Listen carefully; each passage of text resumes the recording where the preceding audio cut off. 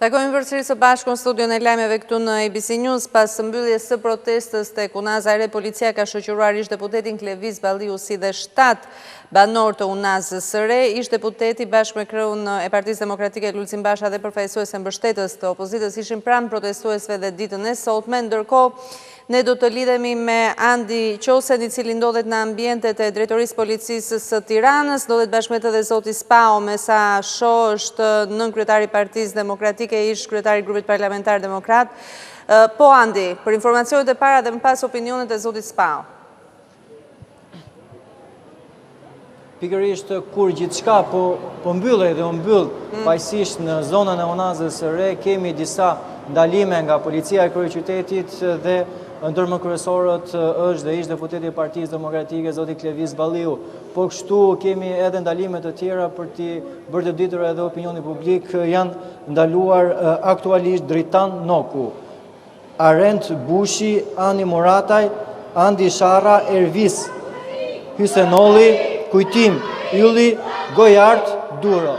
Kanë personat të cilët qëndrojnë aktualisht në ambientet e Drejtorisë së Policisë së Tiranës, por ka dhe disa personat të tjerë të cilët janë ndaluar dhe po merren në pyetje pranë komisariatit numër 6. Pranë meje, siç e tha do ju, ndodhet edhe numri 2 i Partisë Demokratike, zoti Edmond Spaho. Zoti Spaho, si komentoni këto ndalime të cilat janë bërë nga policia në përfundim të sjellje tipike e një regjimi diktatorial, terror i jashtëzakonshëm policor. Ju e pat vetë filloi që me dislokimin e qindra forcave të policisë, si dhe provokimet e vazhdueshme për të krijuar incidente.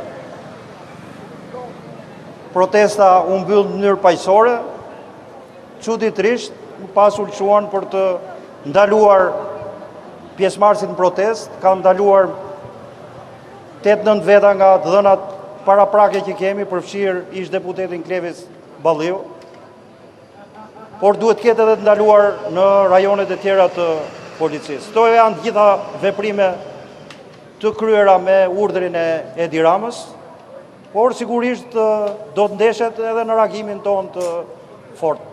Andi, të lutem, dua ti përçosh një reagim të zotit Leshaj. Aty do të na kenë, nuk ja heq dot të drejtën qytetarëve për të protestuar. Është një drejtë kushtetuese demokratike. Sado legjislacion antidemokratik nxjerrë, qytetarëve në asnjë rast s'do të mundi që t'i pengojë që të demonstrojnë paqësisht brenda normave dhe rregullave. Ndërkohë që ne flasim, vetëm pak minuta më parë ka reaguar dhe ministri i Brendshëm Sandro Leshaj, i cili thotë konkretisht se pushimet e verës duket se nuk e kanë ndihmuar Partinë Demokratike për të gjetur udhën e politikës. Mëtej shkruan njoftimi sot në 13 tetor, ajo rikthye përsëri në vesin e vjetër të bllokimit të rrugëve, por kësaj radhe me një risi të mirë. Drejtuesit e saj u fshehën pas fëmijëve dhe grave, të cilët përdoren në mënyrë abuzive. Është një mjeran në shërbim kokë këmbë të politikave aventureske të Edi Ramës, që kur të qërohet Edi Rama dhe këtij do t'i harrohet emri. Por zoti Spao, se si ju janë edhe shumë funksionarë të tjerë të Partisë Demokratike që janë bashkuar. Po sigurisht do të mblidhemi të gjithë këtu përpara Drejtorisë Policisë për të dhënë mbështetjen për të gjithë të ndaluarit. Do të bëjmë të gjitha përpjekjet që ata të lirohen. Pasi nuk kanë bërë asnjë shkelje ligjore, ju keni qenë dëshmitar vetë, e keni parë protestën se sa qetë u zhvillua, protestuesit u shpërndanë në mënyrë tërësisht paqësore, pavarësisht provokimeve që bëri policia për të shkaktuar incidente, por nuk ran pre e lojrave të policisë. Megjithatë, sipas një skenari të mirë kurdisur, të dirigjuar nga vetë Edi Rama, ndaluan protestuesit, dëshirojnë të krijojnë incidente, të përplasen me opozitën, me çdo kusht. Zoti Spao, Kanë të dhëna, Andi, të lutem, më dëgjoj pak, Andi. Të Partisë Demokratike të bëjnë të mundër dhe kontaktet Pa me tjetër personat të Nuk ndaluar. dëgjon, Andi. Juristët tanë do të vinë së bashku me avokatët dhe do të marrin kontakt me Drejtorinë e Policisë së Tiranës për të parë gjën për t'u informuar saktësisht sa janë ndaluar, por edhe për t'u dhënë asistencën ligjore që jepet në tilla raste. Po Mirel, ka pyetje nga studio. Po, atëre, nuk e di nëse kanë arritur do të kontaktojnë me zotin Balliu që është brenda, është marrë në pyetje deri tani, ka takuar avokatin e tij apo jo? Jo, ende edhe vetë zoti Spau e tha që po kërkohet nëpërmjet zyrës ligjore që të kontaktohet nëpërmjet kësaj zyre që personat e ndaluar të bëhet të mundur edhe gjendja e tyre dhe më pas për të dhënë dhe ato versionin lidhur me ndalimet. Megjithatë, mbetet për të parë zoti Spau se si do të vijojë kjo protestë. Sa do të qëndrojë zoti Spau dhe përfaqësuesit e tjerë? Protesta do të vazhdojë as mos keni dyshim. Kjo do të jo vetëm këtu mbështetja ndaj të ndaluarve që do të jetë plot, por edhe vetë protesta tek Unaza e Re do të vazhdojë. Derisa të arrim të marrim informacionin e plot, bëjmë gjitha përpjekjet e mundshme për t'i liruar, pasi nuk ka arsye shkak ligjor për t'i mbajtur. Nga pikpamja ligjore janë informuar me akuzën në arsyen e ndalimit pse janë ndaluar. Po, Andi. Kjo mbetet dhe është hapi dytë Mirel, të cilët janë oficer të policisë gjyqësore, ato të cilët edhe detajojnë gjithçka lidhur me ndalimet apo shoqërimet dhe më pas përcjelljen e shkresave në prokurori. Megjithatë, këtu jemi në hapin e parë, ai i shoqërimit për në drejtorinë e policisë së kryeqytetit duhet theksuar si fillimisht personat e ndaluar shoqërohen për në komisariat dhe më pas kryen veprimet, por duke pasur parasysh edhe backgroundin në të kaluarën ku ka pasur duke ndjekur në ekran momentin e ndalimit të zotit Balliu, Klevis Balliu. Ndalimit zotit Balliu. Po, ish deputeti i Partisë Demokratike. Janë pamjet e cilët ABC News i ka siguruar vetëm pak çaste më parë. Po. Atëre ky është, ju lutem, ky është mbulimi, po më ktheni, këto janë pamjet. E të marra me një video kamera amatore. Shihet që zoti Balliu e nxjerrin nga automjeti i tij dhe e përcjellin për në makinën e policisë. Që aty kanë zhvendosur në drejtorinë. Theksoj Mirel se ndalimi i zotit Balliu është bërë pikërisht në përfundim të protestës që siç e raportuam dhe më herët ka qenë një protestë paqësore pa ndonjë incident të qëndësishëm që mund të cënonte edhe mbarvajtjen e protestës, por pavarësisht kësaj kemi pothuajse 8 zyrtarisht të ndaluar, por numri mund të rritet pasi kemi edhe disa shoqërimet e tjera në komisariatin numër 6 për të bërë të mundur edhe përditësimin, po kështu edhe me plotësimin me emrave të tjerë për sa i përket personave të ndaluar.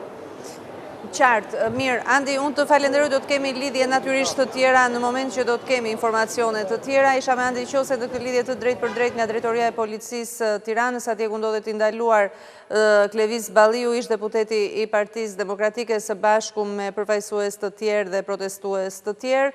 Ndoqëm pak më parë zotin Spau, i cili ju kundërpërgjigj reagimit të ministrit Leshaj, por në protestën e ditës së sotme ka qenë edhe kryetari i Partisë Demokratike Lulzim Basha, i cili është bashkuar pak përpara orës 18 kësaj proteste, duke deklaruar se opozita do të jetë gjithmonë në krah të çdo qytetari që dhunohet nga shteti si pjesë e kauzës së saj. Le të ndjekim një pjesë nga prononcimi i zotit Basha pas ditën e sotme. Europa ka treguar se sa e drejtë dhe legjitime është kauza me cilën nisi betejë e opozitës, betejë e Partisë Demokratike dhe aleatëve tanë. Kjo nuk është një betejë për pushtet, kjo nuk është një betejë për veten tonë, nuk është betejë për karrike, kjo është betejë për t'i dhënë fund një herë mirë, jo vetëm këtij regjimi hajdutësh, kriminalësh, pa drejtësi, pa gjykata, një regjimi i cili ka asgjësuar bazën e bashkëtesës demokratike, votën e lirë. Betejë jonë është një herë mirë t'japim fundit tranzicionit të tmerrshëm. Do të me vuajtje dhe dhimbje dhe padrejtësi. Dhe të hapim për gjithë shqiptarët, pa dallim bindjesh politike. Një kapitull ku politikanët të mbajnë përgjegjës para ligjit, njësoj si çdo qytetari thjesht, dhe sa herë të shkeli ligjin, të marrin dënimin e merituar nga një drejtësi e pavarur. Për një Shqipëri ku kur më mos cënohet vota. Vjedhja e votës, blerja e votës, shkatrimi zgjedhjeve me krimin organizuar, kapja dhe plerja e medjave, mbyllja e zërit gazetarëve të lirë, janë tipare dhe një vendi autokrat dhe kriminal. Ato nuk janë tipare dhe një Shqipëri europiane, ashtu si që duam dhe për cilën luftojmë të gjithë së bashku. Ka reaguar në Facebook Ministri i Brendshëm pra Sander Lesha, i cili shkruan se pushimet e verës duket se nuk e ndihmuan Partinë Demokratike për gjetur udhën e politikës, por ajo ju rikthye sërish vesit të vjetër të bllokimit të rrugëve, duke u fshehur pas fëmijëve dhe grave që u përdorën në mënyrë abuzive, si shprehje tronditse mungesës së papërgjegjshmërisë dhe kurajos. Drejtuesit e Partisë Demokratike duhet të dinë mirë një gjë.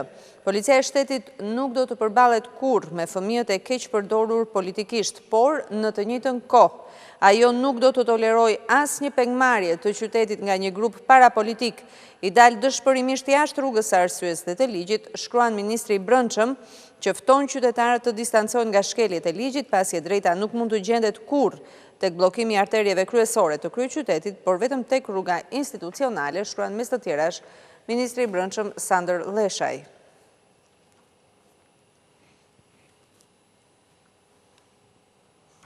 Ndërkohë, reagimi i ardhshëm i protestuesve tek Unaza ka ardhur pasi Gjykata Penale e Tiranës ka lënë në burg 3 prej 6 banorëve të arrestuar pas protestave tek Unaza e Re, sipas avokatëve, arrestimet janë paligjshme, ndërsa Partia Demokratike ka akuzuar qeverinë se përmes vendimeve të gjykatave po kërkon të ndalojë protestat e qytetarëve. Gjykata Penale e Tiranës ka vendosur të lërë në burg 3 nga 6 banorët e arrestuar tek Unaza e Re pas protestës së përditshme të tyre kundër projektit të rrugës dhe prishjes së banesave. Avokati i tyre, Ertan Murrizi, e cilësoi masën e gjykatës si të paligjshme, pasi në protest kanë qenë edhe 10 persona të tjerë. Është një vendim i padrejtë, sigurisht, edhe vetë arrestimi i flagrantës nuk është i ligjshëm, sepse arrestimi i flagrantës është kryer, arrestimi i tyre është kryer disa gati 24 orë më pas. Por në rastin konkret, qoftë edhe për atë çfarë flitet në lidhje me pengimin ose me pengimin e qarkullimit apo zonën e rrugës, kjo në vetvete nuk është se ka në një masë shtrënguese më të lartë se që kanë pasur deri tani dhe veprat e tjera, apo akuzat e pretenduara deri tani çfarë ka paraqitur dhe prokuroria. Në vetvete, kjo vepër penale, nëse do të analizohet, nuk mund të kryhet nga një individ, apo nga 3 individ. Bashkëshortja Gramos Shehut, një prej banorëve të arrestuar, tha se ndaj tyre po bëhet padrejtësi, por protesta nuk do të ndalet. Akuza që më vetëm prishje e qetësisë publike dhe ndalimi i qarkullimit mjeteve. Po se kur të transportit, po se kur është bërë kjo, se s'ka lidhje. Protesta ishte një ditë më parë, arrestimi bëhet ditën tjetër mbas 12 orësh. Nëse ishte për të arrestuar, ne duhet të arrestojmë të gjithë, se nuk ishte vetëm Gramosi, nuk ishte vetëm Iliri, nuk ishte vetëm Skënderi që bllokuan rrugën, ishin gjithë banorët e Unazës Re. Kjo nuk e kuptojmë se kush është arsye tani.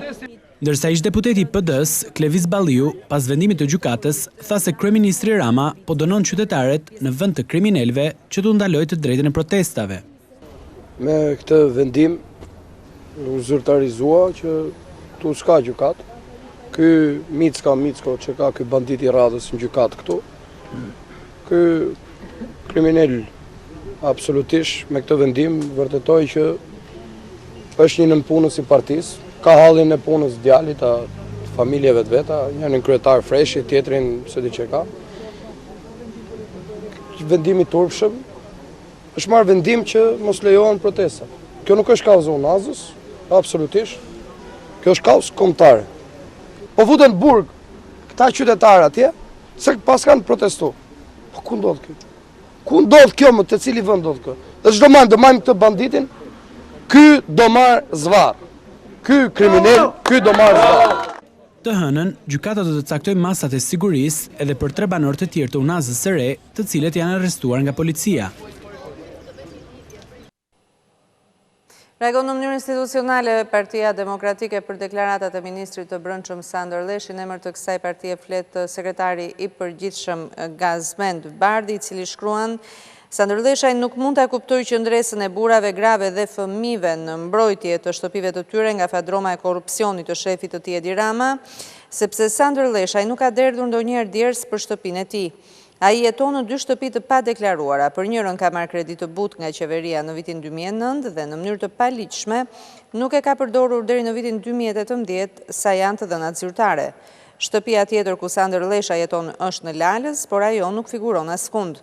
Të gjithë e dinë që ministri Katil që nxjerr policin kundër grave dhe fëmijëve, por nuk lufton krimin, jeton sa pranë qendrës së Tiranës. Aq në gjirin e Lalësit në shtëpi të padeklaruar është ky reagimi i Gazmen të Bardhit, sekretari i përgjithshëm i Partisë Demokratike, dhe është reagimi institucional i kësaj force politike mbas deklaratës së ministrit të Brendshëm Sander Leshaj.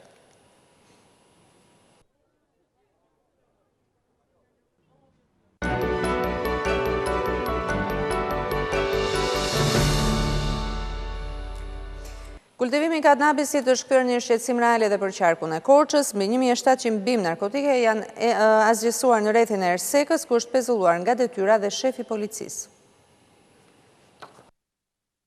Rreth 1700 bimë kanabis sativa u zbuluan në Ersek në fund të shtatorit nga një operacion disa ditor i zhvilluar në qarkun e Korçës. Kjo gjë i ka kushtuar pezullimin nga detyra të shefit të komisariatit të policisë Ersek, Erion Bicaj.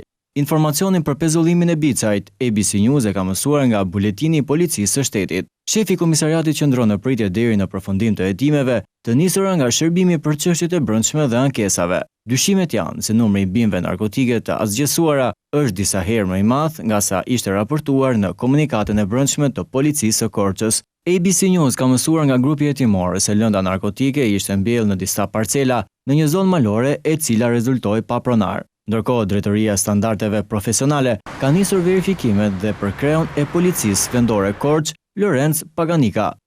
Nga grupi i kontrollit, i nisur nga policia e shtetit, ka rezultuar se shefi i komisariatit të Ersekës nuk ka shfrytzuar të gjitha mekanizmat ligjore për parandalimin e kultivimit të bimëve narkotike. I njëjtë përfundim negativ ka qenë edhe për strukturat parandaluese, siç janë specialistët e policisë zonale dhe administratorët e njësive vendore që nuk kanë sinjalizuar në kohë për pranimin e bimëve narkotike në territorin e tyre. Nga shtatori deri në fillim të tetorit janë asgjësuar nga policia e shtetit më shumë se 7000 bimë narkotike. Në shumicën e rasteve, operacionet nuk pasqyrohen në faqen zyrtare të policisë së shtetit. Zonat më tradicionale për kultivimin e kanabis sativa vijojnë të mbetet qarku i Gjirokastrës, Vlorës, Durrësit, Shkodrës dhe Kukësit.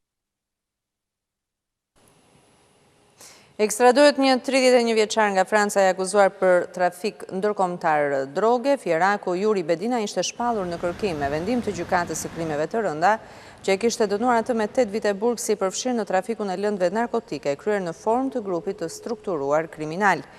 Gatimet ka rezultuar se Bedina e ka qenë pjesë e grupit kriminal që trafikoi 2.5 ton kanabis nga Durrësi në Ancona. Dyshohet se destinacioni ishte Gjermania, por operacioni në vitin 2017 u dekonspirua dhe u ndërhyj menjëherë për të prangosur antarët e tjerë të grupit. Në Gjermani lëndët narkotike priste uron hoti, ndërsa kamioni drejtohej nga Dhimo Koraj.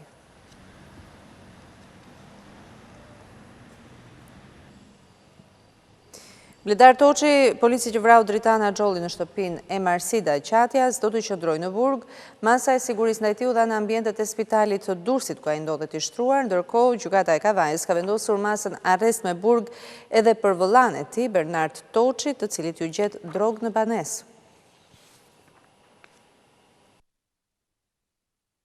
Bledar Toçi, polici i cili akuzohet për vrasjen e Dritan Hoxhollit në shtëpinë e Marsida Qatjas, do të qëndrojë në burg. Masa ju komunikua në ambientet e spitalit të Durrësit, aty ku po mbahet nën kujdesin e mjekëve për shkak të gjendjes së tij shëndetësore pasi gjatë ngjarjes mbeti edhe veti plagosur. Nga shtrati ku ndodhet i shtruar, prokurori i çështjes i komunikoi akuzat 36 vjeçarit, atë të vrasjes me dashje dhe prodhim dhe shitje të lëndëve narkotike. Provat e siguruara në vendngjarje dhe referuar dëshmisë së personave prezent në momentin e krimit ka dyshime që kemi të bëjmë me atë të vrasjes me dashje, kryesisht referuar 16 plumbave të qitur nga pistoleta e Bledar Toçit. Në seancën e mbajtur me dyert të mbyllura, 36 vjeçari nuk ka folur vetë, por nëpërmjet avokatit të tij ka pohuar se gjithçka ka ndodhur në kushtet e vetmbrojtjes. Fillimisht, sqaron avokati kundrejt Bledarit, Dritan Hoxholli ka qelluar 2 herë, ndërsa në kushtet e vetmbrojtjes ai ka qelluar më pas mbi 41 vjeçarin duke e lënë të vdekur.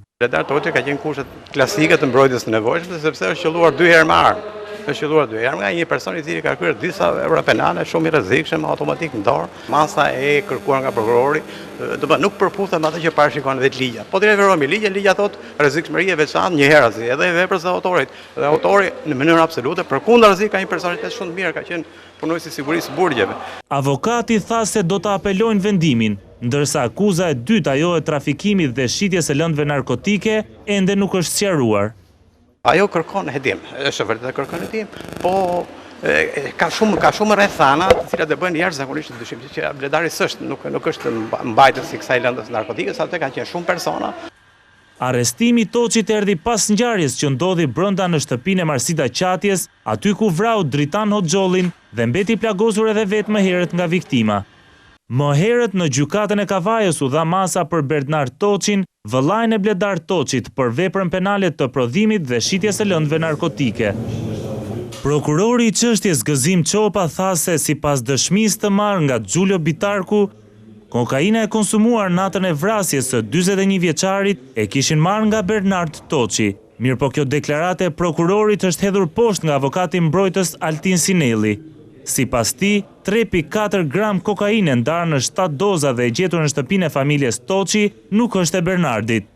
Në këto kushte, avokati i quajti të paligjshëm arrestimin e klientit të tij. Ai tha se Bernardi nuk ka lidhje me ngjarjen dhe se prokurori ka harruar të pyese në shtëpi ishin 4 persona, nëna, babai dhe vëllai tjetër i Bernardit. Sipas avokatit, droga e gjetur në banesi përkiste babait, kujtim Toçit i cili vuan nga një sëmundje rënd dhe se kokainën e përdorte si qetësues. I pyetur jashtë sallës së gjyqit kujtim Toçi, për vërtetësinë e thënieve të avokatit mohon gjithçka. Madje përpara kamerave, ai thotë se nuk është babai i Bernardit. A përdorni ti kokainë ashtu si Avokati Bernard Toçit u shpreh se arrestimi i klientit të tij është bërë përpara se të merreshin deklarimet e protagonistëve të ngjarjes. Madje shtoi se është arrestuar pasi ka qenë i dënuar dhe më parë. Momentalisht, Bernardi vuan një tjetër dënim për veprën penale të trafikimit të lëndëve narkotike. Ai është dënuar me kusht për këtë vepër. Pavarësisht thënieve në sallë të avokatit mbrojtës, gjykata e Kavajës e konsideroi të ligjshëm arrestimin e Bernard Toçit, duke lënë masën personale të arrestit me burg.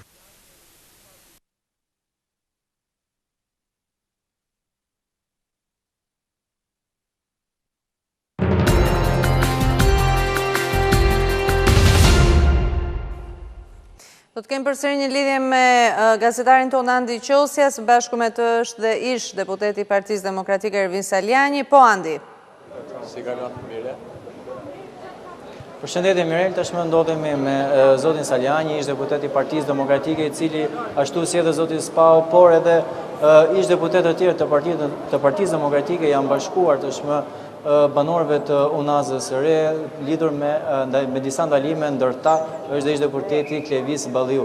Zoti Saljani, sa do vazhdoni të qëndroni dhe pikëparja keni vendosur kontakte ndërmjet avokatëve tuaj me të ndaluarit? Po patjetër, ky është qëllimi. Kemi çuar përfaqësues ligjor dhe ka një grumbullim i cili nuk është i organizuar për momentin, por janë pavarësisht se ka një numër të konsiderueshëm qytetarësh, të cilët me të marrë vesh lajmin e shoqërimit në mënyrë të padrejtë të qytetarëve dhe të ish deputetit Balliu, janë grumbulluar para drejtorisë policisë për të marrë informacion, por edhe për të mbështetur qytetarët të cilët protestojnë prej një viti në mënyrë të pandërprerë për të drejtën e pronës tyre tek Unaza dhe pa diskutim që nuk ka asnjë shkelje ligjore dhe nuk mund të ketë një rregull të vjetër në një zonë që ka nuk mund të ketë prapa veprim në një zonë që ka pothuajse një vit që proteston.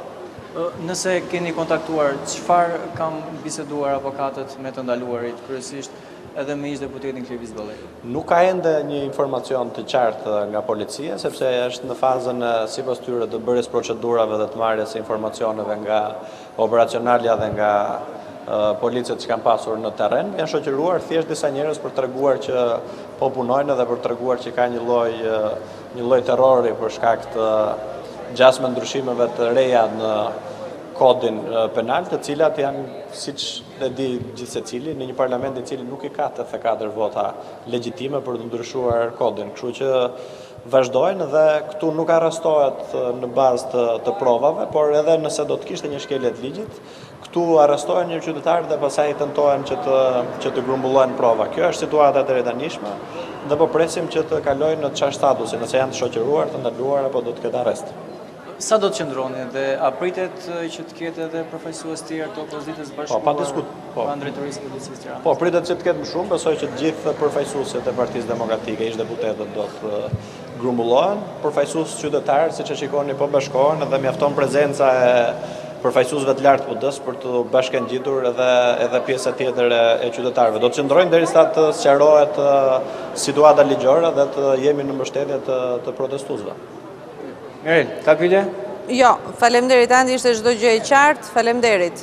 Isha me Andi Qose në këtë lidhje të drejt për drejt, me të ishte edhe ish deputeti i Partisë Demokratike Ervin Saljani, i cili foli në lidhje me situatën e krijuar, ende nuk ka një artikulim të saktë ligjor se cila është akuza dhe arsyeja e ndalimit të ish deputetit Kleviz Balliu dhe të ndaluarve të tjerë mbrëmjen e sotme, ndalimi i cili ka ndodhur në mbyllje të protestës së banorëve të UNAZ-së së re. Ndërkohë zoti Saljani, sikurse edhe zoti Spau, ka thënë se përfaqësues Partisë Demokratike do të qëndrojnë në ambientet e jashtme të drejtorisë së policisë së Tiranës derisa të sqarohet situata e ish deputetit Kleviz Balliu dhe të ndaluarve të tjerë që ndodhen aktualisht në ambientet e brendshme të drejtorisë së policisë së Tiranës. Mirë, kalojmë një sigël për të vazhduar me tjera zhvillime.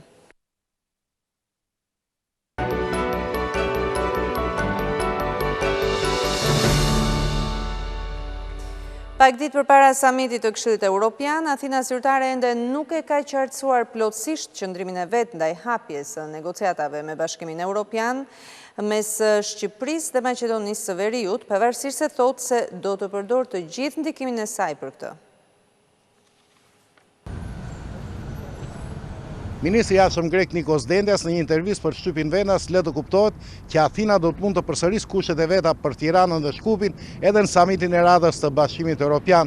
Analistët vlerësojnë që Athina nuk do të pengojë hapjen e negociatave për të dy vendet së bashku, por nga ana tjetër do të insistojë që kërkesat për minoritetin dhe marrëveshjen e Prespës të përfshihen edhe në rezolutën përfundimtare të samitit. Në intervistën për të përditshmen vendase Kathimerini, Dendias është pyetur drejt për drejt nëse Greqia dëshiron antarësimin në Bashkimin Evropian të vendeve të Ballkanit Perëndimor. Sa i përket Shkupit, Dendias thotë se duhen respektuar me rigorozitet detyrimet që burojnë nga marrëveshja e Prespës.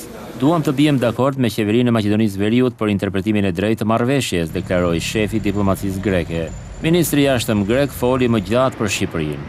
Edhe Shqipërisë i flasi me sinqeritet, kërkojmë mbrojtjen e të drejtave të minoritetit grek. Nuk kemi asnjë pretendim ndaj Shqipërisë. Greqia është faktor stabiliteti dhe i garantimit kufive. Mirëpo Shqipëria duhet kuptojë se rruga europiane e saj përfshin mbrojtjen e vlerave europiane, që garanton mbrojtjen e minoriteteve. Presupozon gjithashtu dhe respektin ndaj pronës. Nuk mundet që pronat në bregdetin e Imarës të mos jenë objekt mbrojtjeje, nënvizoi ministri i Jashtëm grek.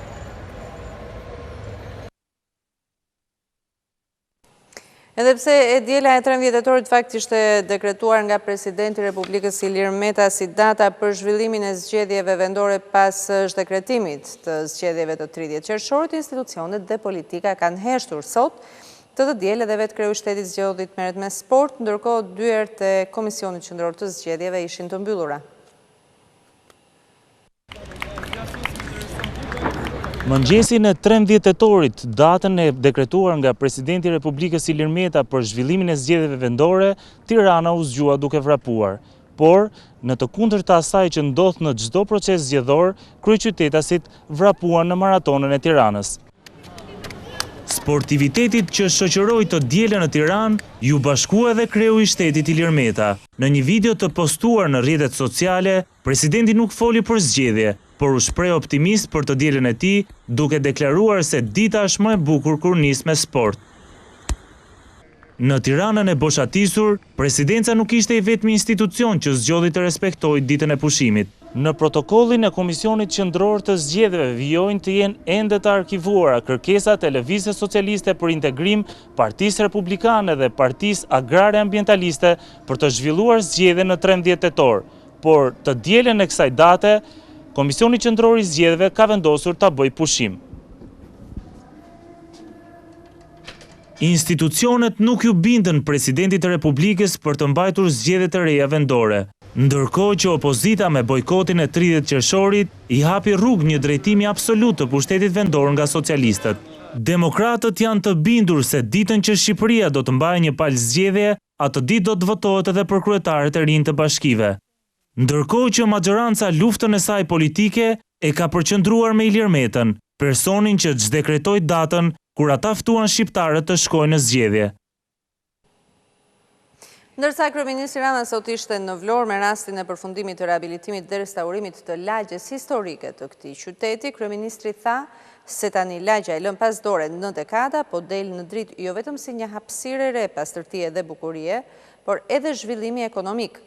Zona që mbart histori në shumë prej objekteve të saj, ka tha kryeministri, si zona ku ka patur shtëpinë e vet edhe qeveria e Shqipërisë, pra, tani merr një status tjetër për të tërhequr vizitor, turist, të gjitha moshat, si dhe vendas apo të huaj.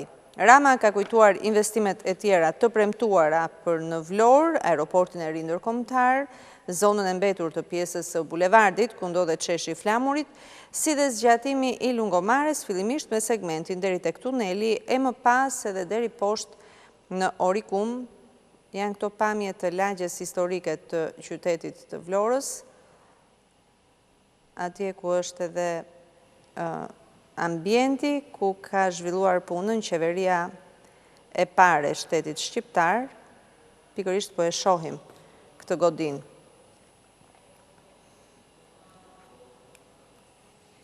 26 zyrtar kosovar numërues të votave të zgjedhjeve të 6 tetorit janë shtruar në spital pas shfaqjes së sindromave të helmimit. Numëruesit janë ndjerkeq teksa hapnin në zarfat me votat e ardhura nga Serbia, duke reaguar lëvizja vetëvendosje, ka kërkuar hetimin e ngjarjes, ndërsa lista serbe ka cilësuar inskenim për vjedhjen e votave.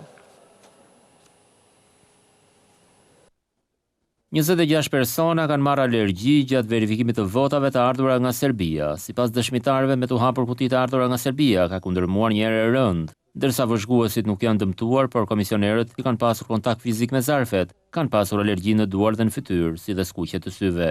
Të gjithë kanë kërkuar ndihmë mjekësore. Udhëheqësi i divizionit për shërbim të votuesve ka urdhëruar të ndërpritet procesi i verifikimit votave. Ndërkohë policia dhe prokuroria speciale e Republikës Kosovës janë duke hetuar rastin. Ende nuk e kemi situatën e qartë, aty ka zarfa që kanë ardhur nga shtete tjera dhe nga Serbia. Procesi i verifikimit ka viju gjatë këtyre ditëve dhe po besoj që më pastaj do ta kemi një pasqyrë më të qartë në lidhje me gjitha këto pretendimet që i kemi. Harimi tha se nuk dihet çfarë substanca apo helmi është përdorur dhe se është herë të flitet pasi organet kompetente janë ende në fazën e analizimit të tyre. Lidhur me ngjarjen ka reaguar lëvizja vetëvendosje, e cila ka deklaruar se ky helmim ka shqetësuar familjarët e stafit dhe mbar opinionin publik. Sipas vetëvendosjes, këto pako me fletë votimi nuk kanë ardhur përmes postës, ashtu siç e kërkon ligji për zgjedhjet, por janë sjellë në mënyrë të kundërligjshme nga zyra e ndërlidhëse e Serbisë. Ndërkohë, Stevan Veselinović, antari i listës serbe në Komisionin Qendror të Zgjedhjeve, ka thënë se ky helmim është shfaqje e orkestruar dhe mashtrim shovinist, me qëllim që të vidhen votat e kësaj liste dhe të shpërndahen të tjerëve, që nuk fituan numër të konsiderueshëm votash në komunitetit serb. Sipas tij, në një moment të kurdisur, punëtorët që numëronin zarfet u ankuan për kundërmimin e tyre, duke thënë se po shkaktojnë alergji dhe kruajtje.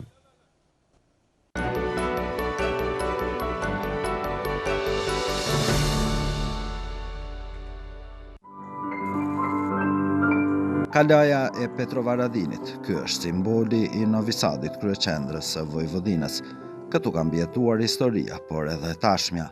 Natali Belanski është nga ky qytet. Në këtë kala, si shumë të tjerë, jetën e përditshme zhvillojnë artistët, dhe në shumë hapësira të vogla, ata krijojnë projektet e tyre.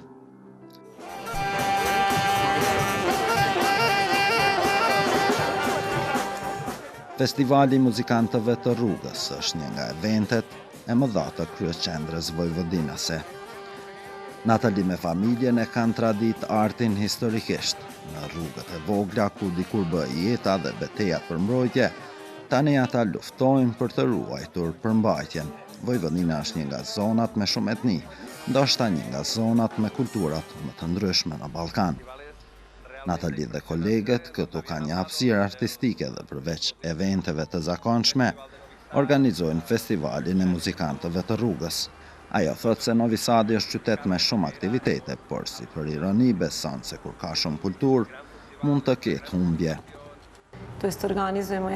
Ne organizojmë një nga festivalet e mëdha të Novi Sadit. Lufta jonë ka të bëjë me ruajtjen e një identiteti autentik, dhe kjo na ka shpëtuar. Dhe ne kemi bërë ndryshime të mëdha. Në këtë drejtim duhet mendojmë. Unë nuk mendoj se kultura mund të japë përgjigje politikës, por padyshim një subkulturë që gjithmonë ka porosi për politikanët në të gjitha shoqëritë, dhe kjo është gjithmonë porosi lirie. Festivalet të mëdha si ai muzikantëve të rrugës ka shumë. Qyteti që në vete ngërthen shumë arkitektura austro-hungareze do të jetë kryeqyteti i kulturës evropiane në vitin 2021.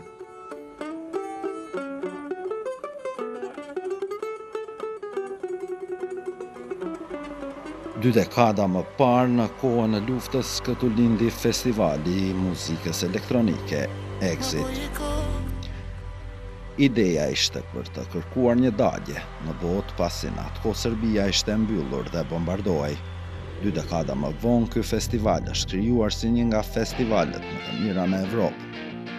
Julia është zëdhënëse e këtij festivali dhe thotë se ende kërkohet dalja, por tani bota vjen në Novi Sad. Ndihet një frym që dëshpërueshëm kërkon një dalje në botën e kulturës dhe në një pasuri kulturore, por edhe një vend të sigurt ku mund të takohen me të rinj nga rajoni dhe të kalojnë kohë të mirë, por dhe të fillojnë ndryshime pozitive. Exit ka qenë akt aktivistësh dhe kështu vazhdon. Në Exit thonë se duhet përkrahur të rinjët të këtë rajon për të gjetur më shumë jetë këtu, se sa në vendet e tjera, dhe kjo është formula. Exit është dëshmi se Ballkani ka kapacitet. Ndoshta për shkak se nuk jemi politikanë dhe qasja tek të rinjt është ndryshe më e hapur. Në Exit janë të rinj që e kuptojnë këtë koncept bashkohor dhe kontekstin e tij e kjo zgjat për 20 vitesh.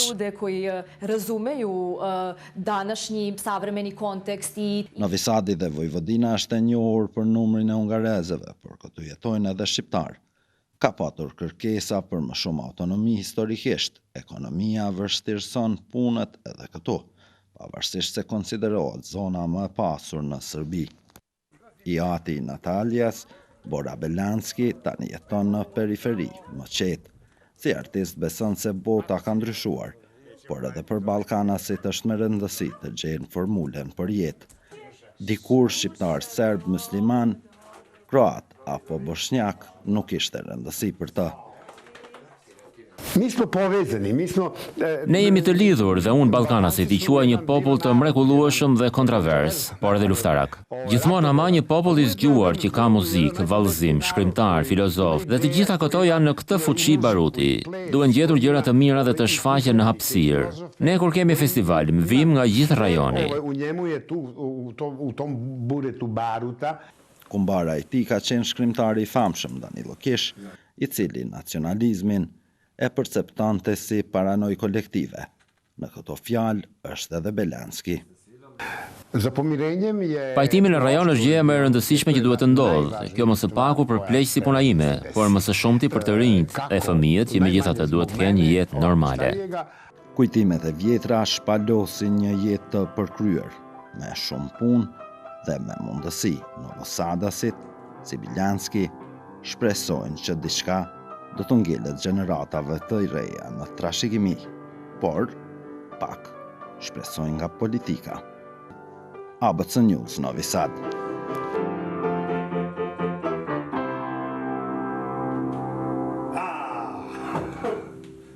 Bravo!